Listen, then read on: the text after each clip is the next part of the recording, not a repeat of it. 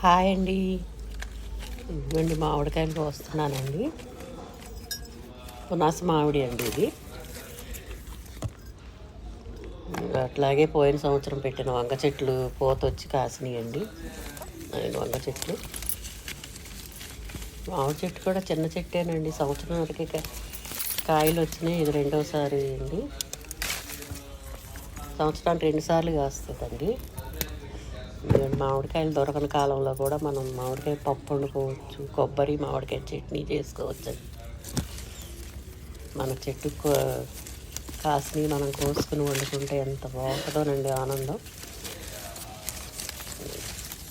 మామిడికాయలు అయితే చాలా ఇష్టం అండి, ఇట్లా కొయ్యటం కానీ పెంచటం కానీ.